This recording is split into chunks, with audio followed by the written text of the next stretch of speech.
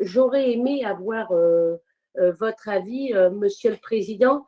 Je vous ai entendu parler de faire porter l'effort aux plus riches par rapport à ce qui se passe actuellement. Et donc, je pense, si j'ai bien lu, que vous aviez parlé éventuellement d'un impôt de solidarité spécial Covid. Et donc, j'aimerais avoir votre avis sur ça. Je vous remercie. Alors, sur l'impôt de solidarité, oui, j'ai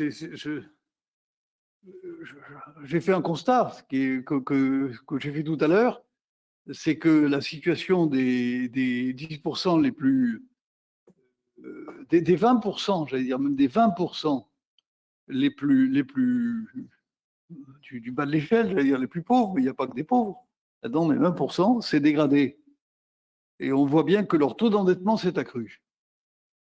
En revanche, les 20% les plus aisés, et ce n'est pas pour moi péjoratif, je fais d'ailleurs partie de ces 20%, je vous rassure tout de suite, ces 20% les plus aisés ont vu leur épargne augmenter de plus de 70 milliards en 2020.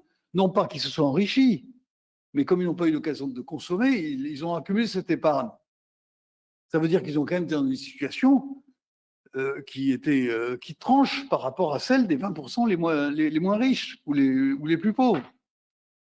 Et que je ne trouvais pas anormal qu'on demande, dans une situation aussi exceptionnelle que la crise que nous venons de connaître, avec les difficultés que j'ai évoquées sur des populations en très grande difficulté, je ne trouvais pas anormal qu'on demande pour 2 ans, j'ai proposé 2 ans, tout ça, ça se discute, qu'on relève les tranches supérieures de l'IRPP.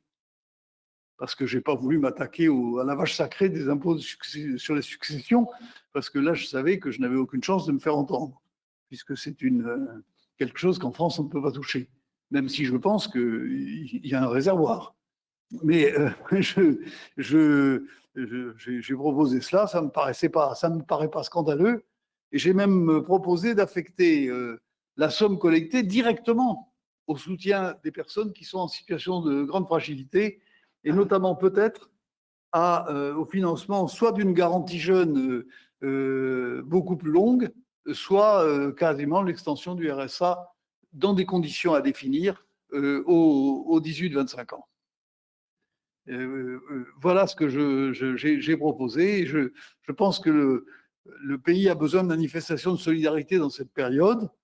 Il ne s'agit pas de pénaliser ou de punir des gens parce qu'ils ont une situation qui n'était pas dégradée en 2020, mais il faut que ces personnes puissent être appelées à contribution pour ceux dont la situation s'est fortement dégradée pendant cette période et qui sont dans une situation d'extrême difficulté.